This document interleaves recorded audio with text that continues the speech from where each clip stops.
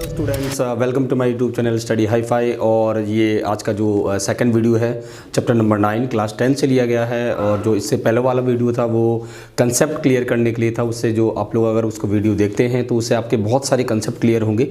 तो चलिए शुरू करते हैं बिना देरी किए। तो ये पहला क्वेश्चन है आज का। A circus artist is climbing a 20 meter long rope which is tightly stretched and tied from the top of a vertical pole to the ground. Find the height of the pole if the angle made by the rope with the ground level is 30 degree. Okay, तो यहाँ पे बोला गया है कि एक circus artist है जो कि एक रोप को क्लाइंब कर रहा है। क्लाइंबिंग का मतलब होता है ऊपर की तरफ चढ़ना। जैसे हम लोग किसी पहाड़ पे जाएं और उसको साइकिल राइड करें या फिर बाइक को ले जाएं तो उसको मतलब क्लाइंबिंग बोला जाता है, चढ़ना।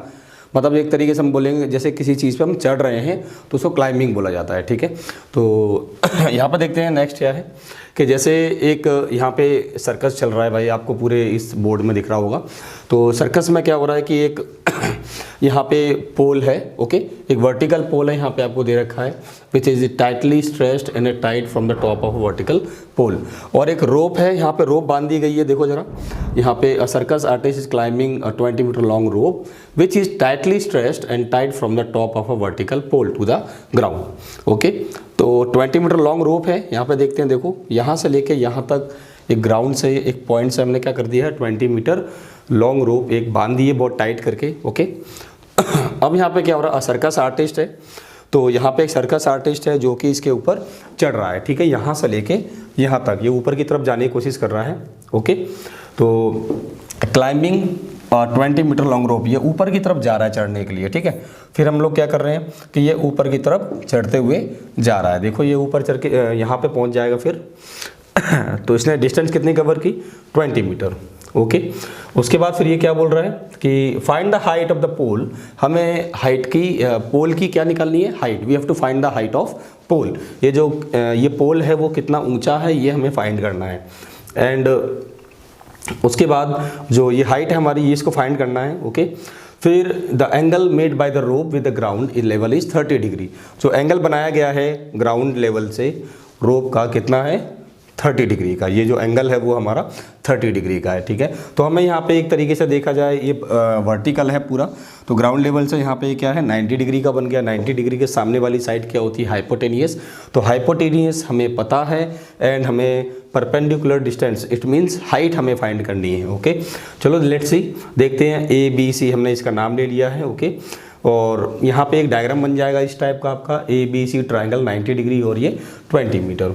तो सबसे पहले हम लोग स्टार्ट करते हैं। ओके, तो यहाँ पे AC क्या है, AC एक 20 मीटर लॉन्ग रोप है। तो यहाँ पे लिख दिया है, यहाँ पे length of the rope AC is 20 metre. कितनी है इसकी लेंथ है 20 मीटर। एंड देन यहाँ पे क्या हाइट है, AB क्या है हमारा पोल है, पोल की हाइट है जिसको हम H मीटर कह सकते हैं। ठीक है, अभी पता नहीं है तो। और इसके बाद हमें क्या करना है कि ऑब्जर्व एंगल C। अब एंगल C को हम देख रहे हैं तो हमने ये क्या देखा, जरा देखो एंगल C के जो 4 एंगल C ऑपोजिट साइड कौन सी होगी एंगल C के सामने वाली साइड, ये वाली जो एंगल C बन रहा है इसके ठीक सामने जो एंगल साइड बन रही है वो है AB। ओके, वो साइड कौन से बन रही है AB ऑपोजिट साइड। ये जो साइड हो जाएगी वो AB ऑपोजिट साइड हो जाएगी। एंड हाइपोटेनियस क्या होगा AC, इसके सामने जो 90 डिग्री के सामने जो साइड होती है उसी को हम लॉन्गेस्ट साइड बोलते हैं हाइपोटेनियस। 20 मीटर हो जाएगा ये।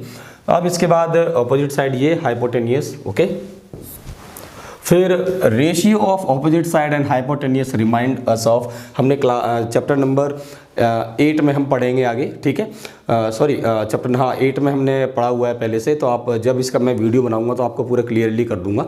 ठीक है, इसका जो रेशियो होगा वो क्या होगा, साइन परपेंडिकुलर और हाइपोटेनियस का जो रेशियो होता है perpendicular and hypotenuse in right angle triangle, इस रेशियो को हम साइन थीटा से सॉल्व करते हैं। ठीक है, तो यहाँ पे इन राइट एंगल ट्राइंगल हमने पूरा ट्राइंगल का नेम ले लिया है ABC।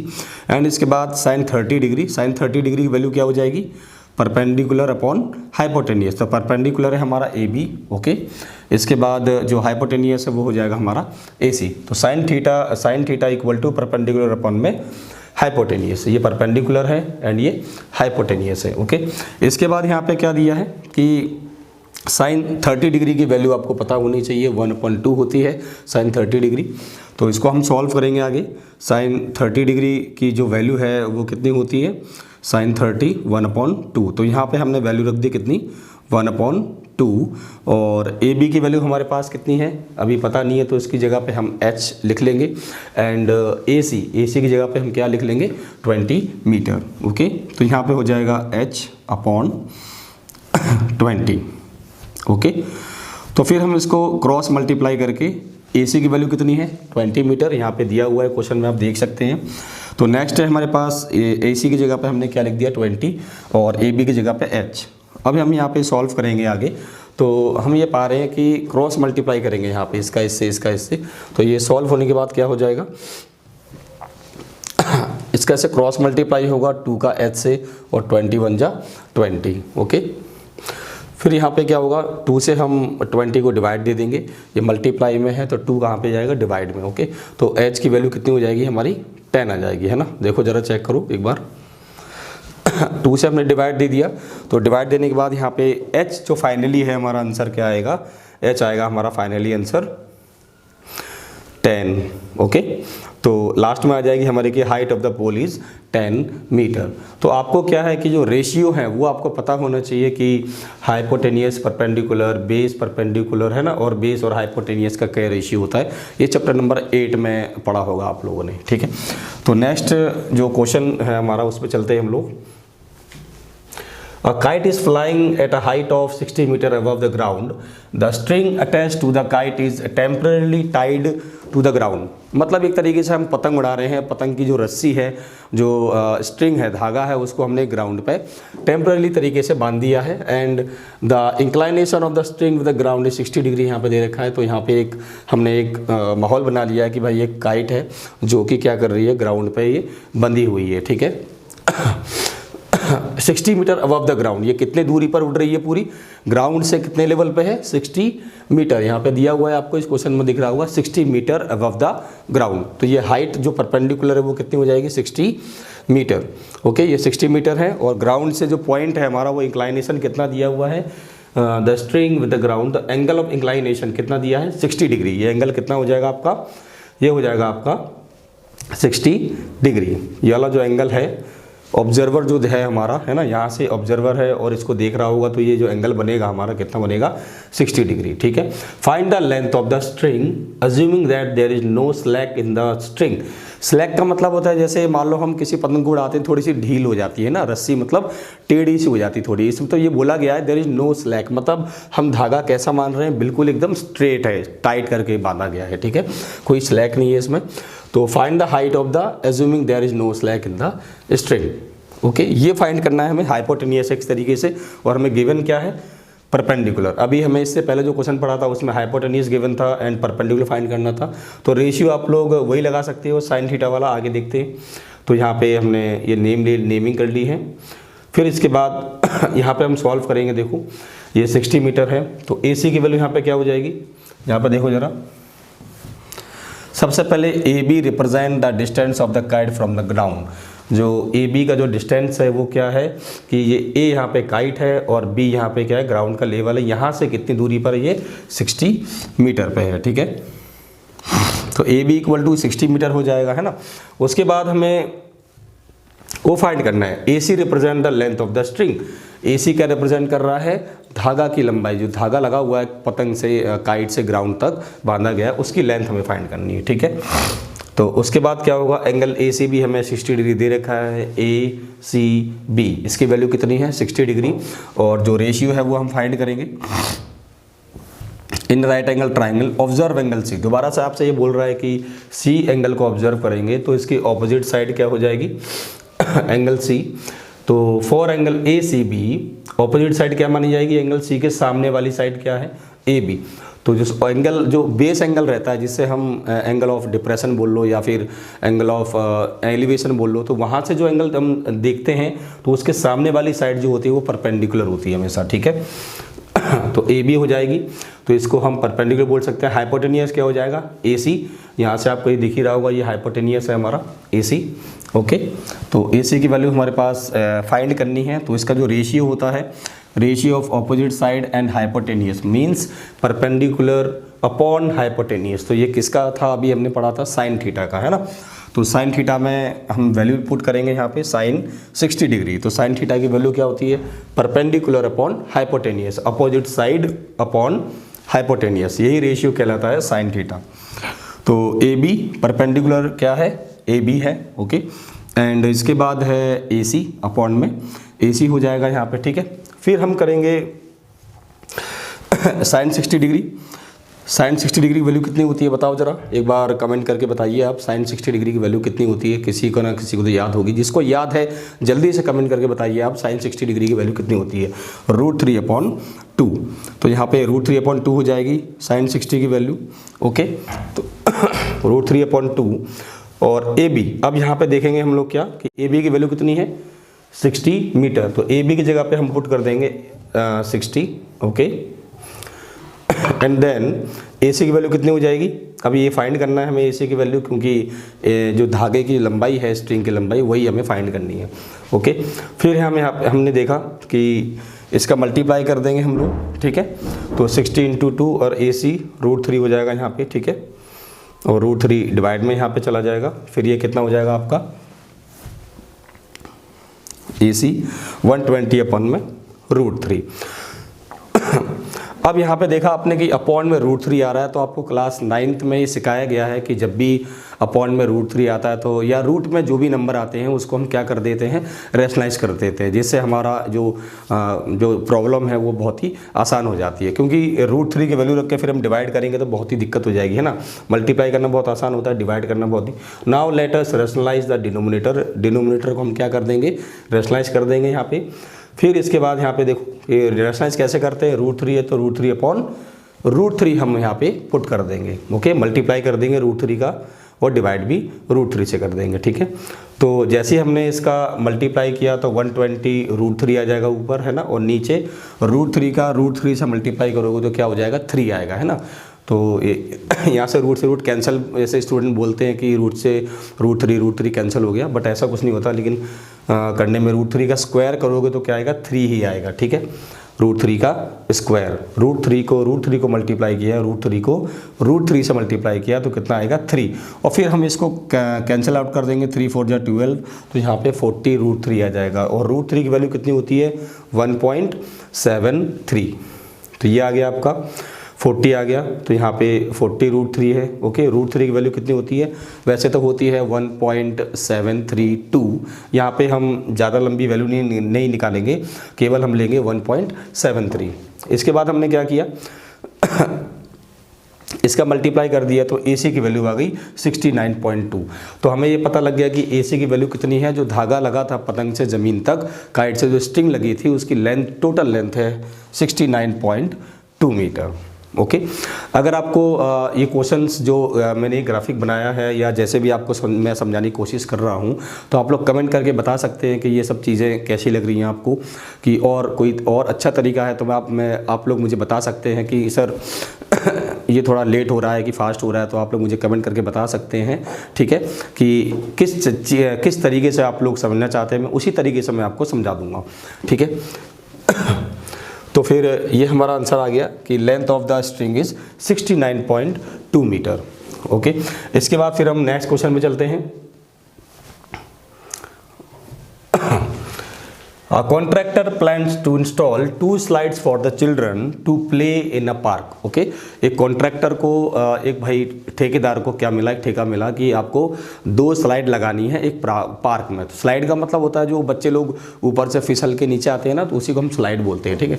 For the children below the age of 5 year she prefers to have a slide whose top is at height of 1.5 metre and is inclined at an angle of 30 degree to the ground. It means, मतलब यहाँ पे 2 slide लगानी है, एक छोटे बच्चों के लिए लगानी है और एक बड़े बच्चों के लिए लगानी है। मतलब बिलो 5 ईयर तो उसकी हाइट कितनी रहेगी, 1.5, और एंगल ऑफ इंक्लाइनेशन कितना रहेगा, 30 डिग्री, ठीक है। And various for the Elder, बड़े बच्चों के लिए कितना रहेगा, उसकी जो हाइट रहेगी वो है 3 मीटर, यहाँ पे देख रहे होगे आप लोग। एंड जो एंगल ऑफ इंक्लाइनेशन है वो 60 डिग्री टू द ग्राउंड। तो आपको ये फाइंड करना है कि what should be the length of the slide in each case, मतलब जो स्लाइड होगी दोनों केस में उसकी लेंथ कितनी होगी, ठीक है। What should be the length of the slide in each case, ठीक है। तो यहाँ पे एक डायग्राम दिखाने की कोशिश की है कि ये वाला जो है थोड़ा छोटा बनाया गया है क्योंकि ये बिलो 5 ईयर है, मतलब 5 साल से छोटे बच्चों के लिए ये स्लाइड दी है और 5 साल से बड़ों के लिए ये वाली स्लाइड दी हुई है। तो हमें क्वेश्चन में बोला गया है पहले से ही कि for the children below the age of 5 year she prefers to have a slide whose top is at height of 1.5 metre, मतलब जो स्लाइड का जो टॉप होगा वो कितना होना चाहिए, 1.5 मीटर। इट मीन्स यहाँ पे जो हाइट है हमारी वो कितनी होनी चाहिए, 1.5 मीटर होनी चाहिए, किसके लिए, बिलो 5 ईयर, ओके। और इंक्लाइनेशन कितना होना चाहिए, 30 डिग्री, है ना, 30 डिग्री होना चाहिए। अच्छा, ये 30 डिग्री 50 डिग्री 60 डिग्री ये क्यों लिया जाता है? अच्छा, मान लो कि जैसे ये स्लाइड है, अगर बिल्कुल हम एकदम वर्टिकल में ले जाएंगे तो बच्चा गिर भी सकता है ना, इसलिए इसका जो एंगल ऑफ इंक्लाइनेशन है ये बहुत इंपॉर्टेंट हो जाता है उस टाइम, ठीक है, बच्चे को चोट भी ना लगे और वो खेल ले, ठीक है भाई। अब हम आगे चलते हैं। For elder children she wants to have a steep slide at height of 3 metre. इसकी हाइट कितनी होनी चाहिए, सेकंड वाले की हाइट होनी चाहिए 3 मीटर, मतलब इसका डबल हाइट होनी चाहिए, 1.5 मीटर है और इसका ये डबल होना चाहिए, कहने का मतलब। और एंगल कितना होना चाहिए इसका, एंगल ऑफ इंक्लाइनेशन है 60 डिग्री, यहाँ पे जो एंगल बनेगा वो कितना बनेगा, 60 डिग्री का बनेगा, ओके, यहाँ पे दे रखा है। तो एंगल ऑफ इंक्लाइनेशन यहाँ पे 60 डिग्री आ जाएगा, ओके, यहाँ पे 60 डिग्री दे रखा है। तो हमें फाइंड क्या करना है, what should be the length of the each slide, मतलब ये लेंथ निकालनी है, ये वाली और ये वाली, कितना लंबा होगा ये स्लाइड, ओके। तो फिर हम इसकी जो क्वेश्चंस हैं ये सॉल्व करते हैं आगे।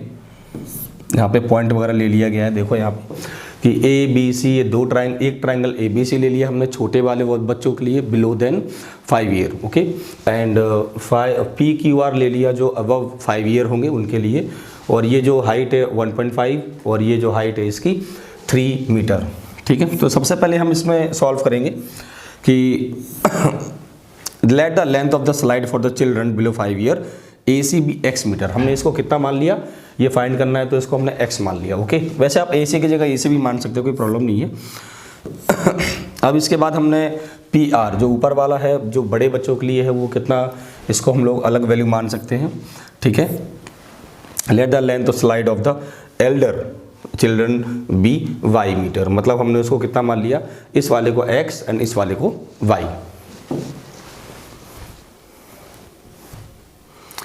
ठीक है। तो फिर आगे बढ़ते हैं। फिर हम लोग height of first slide A B 1.5, ये हाइट हमें दे रखी है 1.5, ठीक है। फिर हम लोग क्या करेंगे कि इसमें देख लो, अब फिर वही बात आ गई कि हाइपोटेनियस निकालना है और परपेंडिकुलर दिया हुआ है ना। तो सबसे पहले हम इसकी तरफ देखेंगे, यहाँ पर भी यही हो रहा है कि height of second slide 3 metre है। अब हम इसको सॉल्व करेंगे आगे, फॉर स्मॉल चिल्ड्रन, छोटे बच्चों के लिए सॉल्व करेंगे हम लोग आगे, ओके। कि in right angle triangle A B C, in right angle triangle A B C में हम क्या देख रहे हैं, देखो जरा, ये वाला ट्राइंगल है ए बी सी।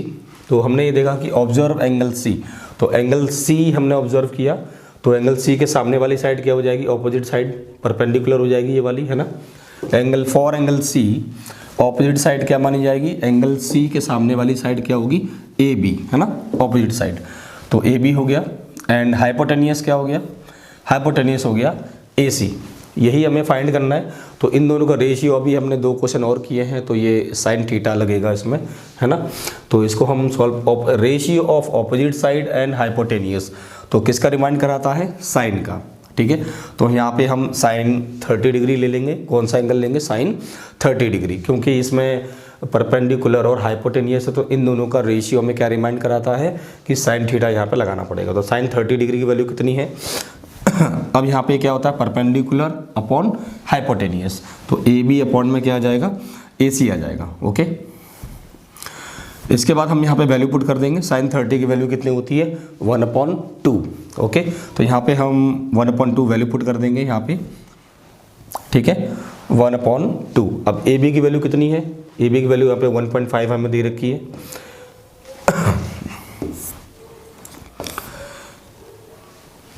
ए बी की वैल्यू यहाँ पे कितनी दी है 1.5, हमें यहाँ पे आप डायग्राम में भी देख के सॉल्व कर सकते हैं 1.5।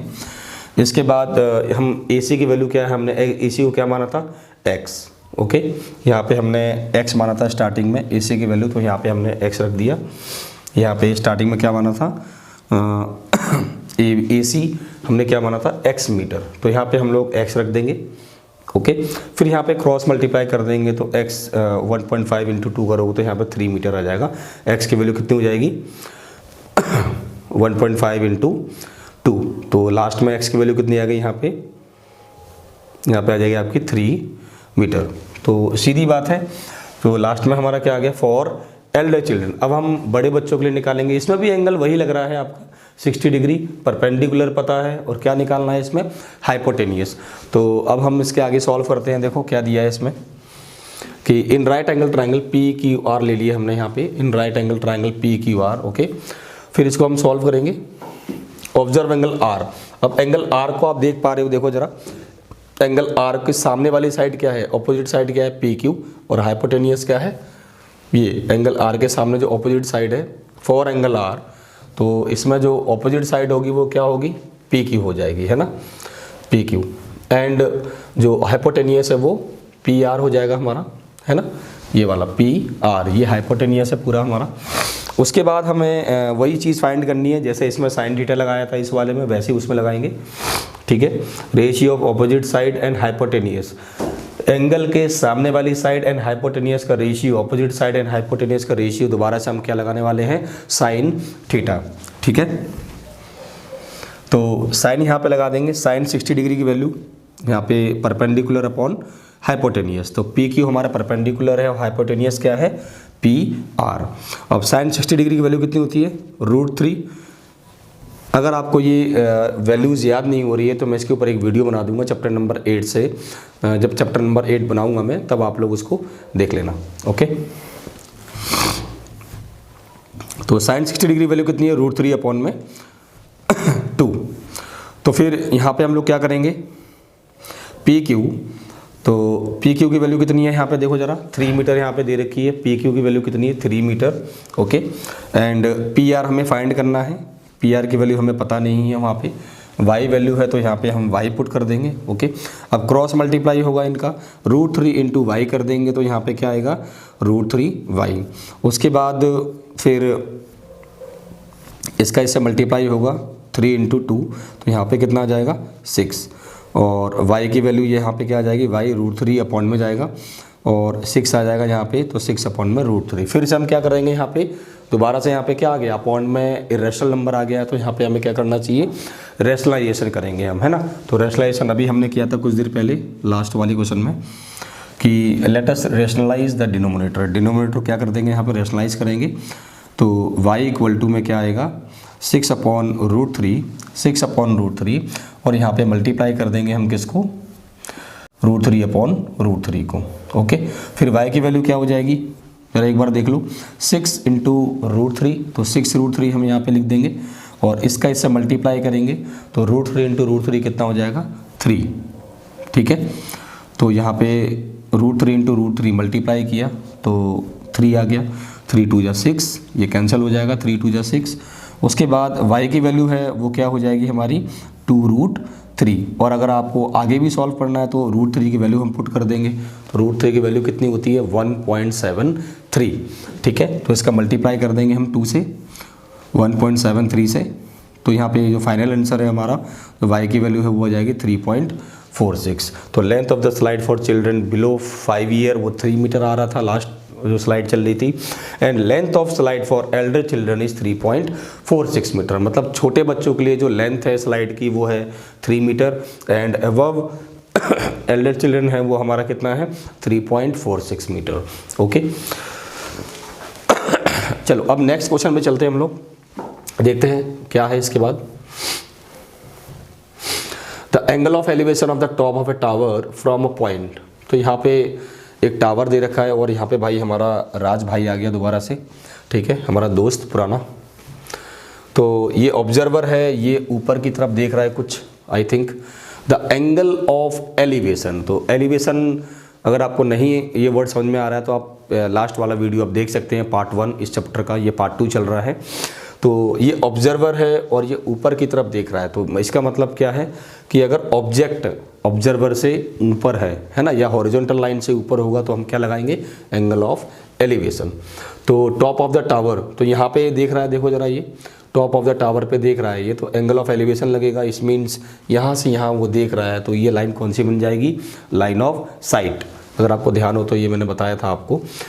Height of the observer is neglected, क्योंकि इस क्वेश्चन में ये जो ऑब्जर्वर है हमारा राज भाई है, तो जो हमारा फ्रेंड है राज, उसकी हाइट हमें नहीं दे रखी है ना, तो इसलिए हम लोग इसको क्या मानेंगे, इसकी हाइट को नेग्लेक्ट कर देंगे और ये वाला पॉइंट हम यहाँ मानेंगे ग्राउंड पे, ठीक है। ऑब्जेक्ट कैसा माना जाएगा, पॉइंट ऑब्जेक्ट। तो लाइन ऑफ साइट हम यहाँ ना लेके यहाँ पे ले लेंगे, ठीक है। इस बात का ज़रा ध्यान करना, ये बहुत इंपॉर्टेंट चीज़ है। जब एक दी होगी तो हम लोग इसमें मतलब लगातार जहाँ पे दी होगा वो हाइट हम मानेंगे। ऐसे क्वेश्चन आएंगे आगे, हम करेंगे।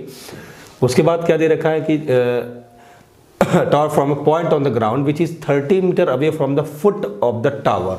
तो फुट ऑफ द टावर मतलब नीचे से यहाँ पे क्या है, कितनी दूरी पर खड़ा है ये हमारा राज भाई, बताओ ज़रा, 30 मीटर है ना, कितना दिया है, 30 मीटर।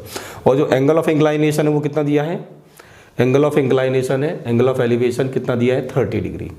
तो ये वाला जो एंगल बन रहा है यहाँ से हॉरिजॉन्टल लाइन और लाइन ऑफ साइट के बीच में जो एंगल बनेगा वो क्या बनेगा हमारा, एंगल ऑफ एलिवेशन। तो इसके बाद हमारा क्या है, find the height of the tower, हमें फाइंड करनी है। तो हाइट के लिए हम लोग क्या कर लेते थे, एक लाइन ड्रॉ करेंगे परपेंडिकुलर टू द ग्राउंड। ये भी चीज़ मैंने आपको बहुत अच्छे से पहले बताई थी। इसके बाद हम लोग आगे चलते हैं, इसको डायग्राम को दोबारा देखेंगे, ABC, और ये फाइंड करना है हमें। तो इसमें क्या पता है आप लोगों को, बेस पता है और परपेंडिकुलर हमें फाइंड करना है, ठीक है। तो यहाँ पे देखो जरा, ये ट्राइंगल ले लिया हमने ABC, बेस हमें पता है और we have to find the height of the tower. ये टावर हमने माना था, है ना। तो सबसे पहले यहाँ पे स्टार्ट करते हैं। Distance of the foot of the tower from a point on the ground is BC is 30 metres. Means जो ग्राउंड पे हमने पॉइंट माना था, है ना, जहाँ पे राज खड़ा हुआ था, तो वो कितना है, 30 मीटर। कहाँ से, बिल्डिंग या टावर के फुट से, निचले से, जैसे टावर है, टावर का जो निचला हिस्सा है यहाँ से, ये डिस्टेंस कितना है, 30 मीटर है। उसके बाद ये हाइट हमने कितनी मान ली, h मीटर मानेंगे इसको, ये पता नहीं है हमें, ओके, क्योंकि ये हमें फाइंड करनी है। इन right angle triangle ABC, angle C को हमने ऑब्जर्व किया करने के बाद ये सामने वाली साइड क्या होगी, ऑपोजिट साइड होगी, AB। तो 4 एंगल C, ऑपोजिट साइड क्या हो जाएगी, AB, ये वाली, ये साइड हो जाएगी opposite side, okay. And adjacent side क्या होगी, BC, एंगल C के एडजेसेंट साइड, ये वाली साइड कौन सी होगी, BC, ओके।